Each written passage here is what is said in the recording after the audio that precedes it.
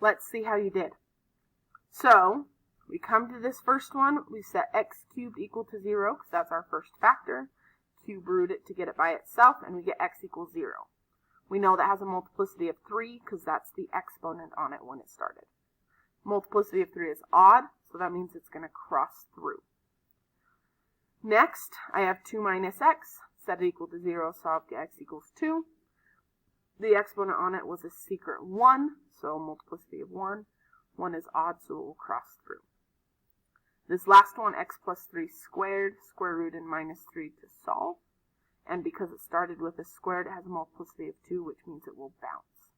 So now I came over here to my graph. I have an x-intercept at -3. And I have a little b next to it because I know that one's going to bounce off. Then I have one at 0. And I have a c next to it because I know it's odd, so it's going to cross. And last one, I have one at 2.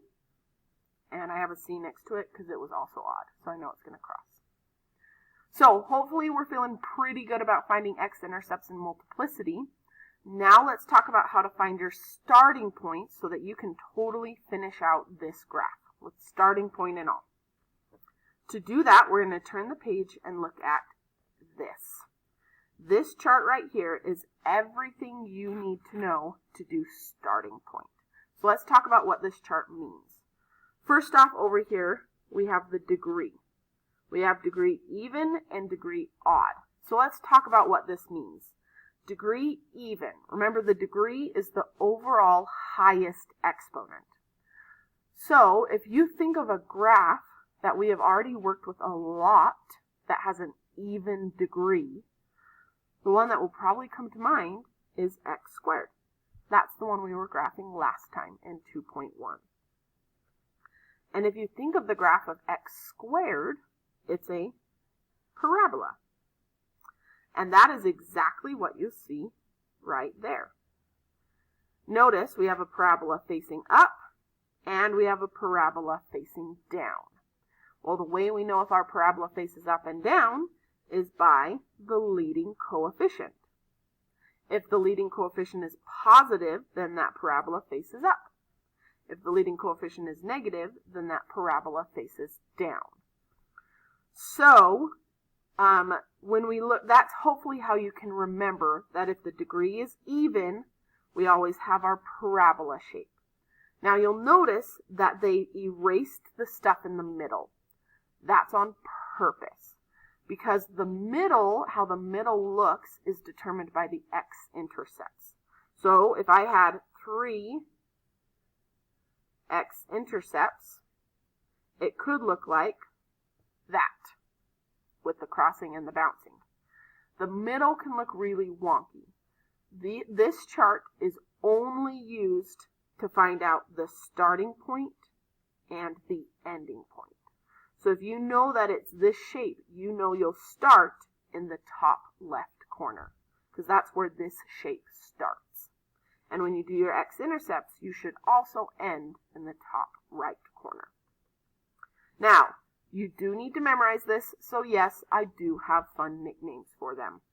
This one, I call my smiley face, because both ends point up.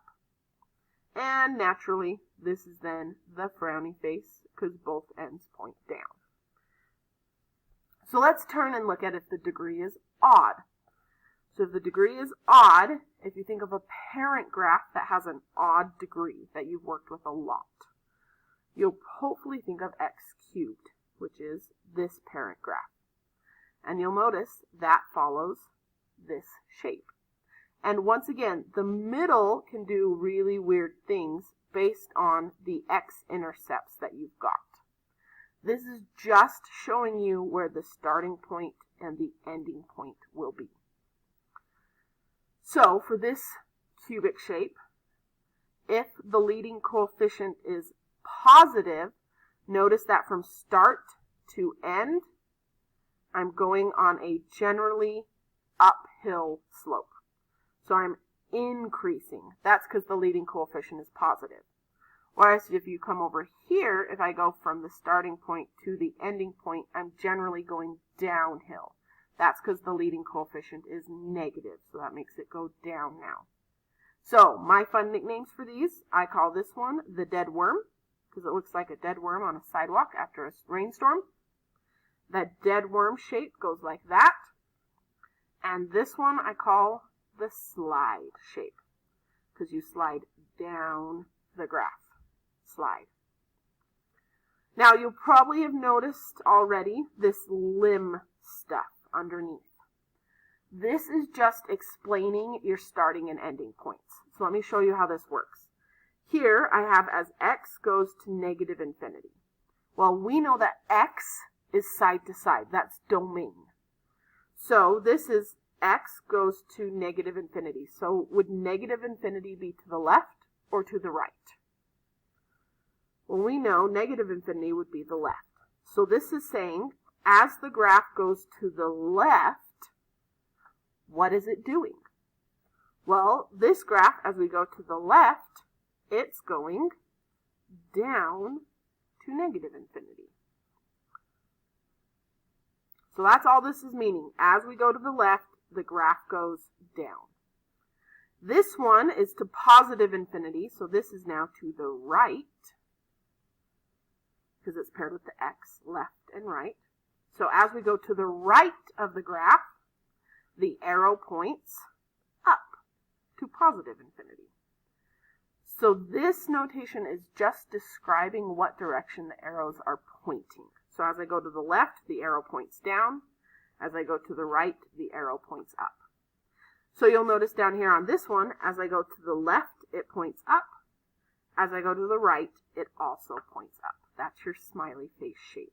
So that's just another way of writing the direction that these arrows will face. It's called limit notation. So we now know how to find the shape of our graph. Let's go back to this example 5 and actually find our starting point. So you may have noticed the two things I need to use this graph. I need the degree and I need the leading coefficient, which means you need your leading term. That is why we started class by finding those big four, because you need to know the leading term to determine the starting point. So let's come to this one. This is in factored form, so this means my starting or my leading term won't be as easy to find. So I'm going to write it twice, one to find my leading term and one to find my constant. And then we're going to do just like we did at the start of class. To find the leading term, which is the biggest, we get rid of everything that is the smallest. So I have x cubed times negative x times x squared, which is going to be negative x to the sixth. So that is my leading term.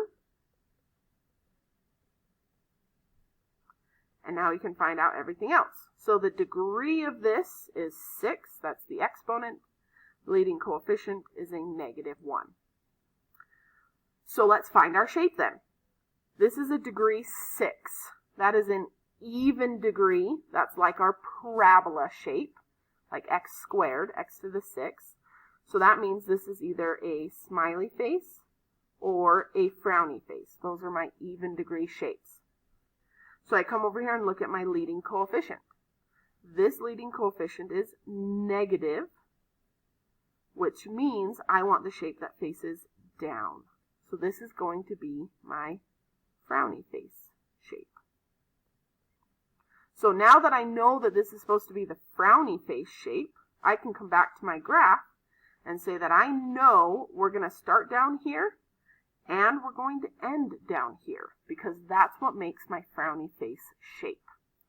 So I start down here, there's my arrow, come up to my x-intercept, bounce off, circle around to my next x-intercept, cross through, circle around to my next x-intercept, cross through, and I end up pointing it where I'm supposed to.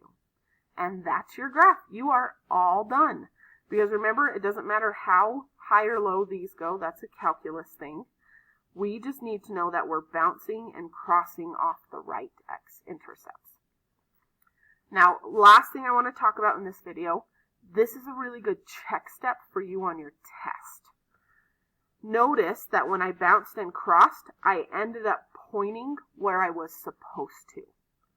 If you start here and you do your bouncings and crossings and you don't point where you know you're supposed to end up, that means you've done something wrong and you need to go back and check your work.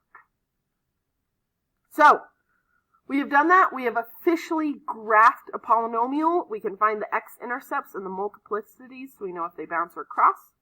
And we can find the starting and ending points with our degree and leading coefficient, so that tells us where we go. The last thing I wanted to talk about in this video is the constant. Now, we've already talked about the constant is the y-intercept. So if I look at this graph that I have, I can already see that my constant is going to be, sorry, erased my graph for a second. There we go. My constant, this y-intercept, is at the origin, so I should have a constant of 0. So let's go through here and make sure we remember how to find that and can do that. So if I take this, to find the constant, you get rid of all the big things. So if I get rid of all the big things, I'm left with this. Now, here's why I wanted to talk about this. If you just look at this, 2 times 3 squared, that does not seem to be giving you a constant of 0.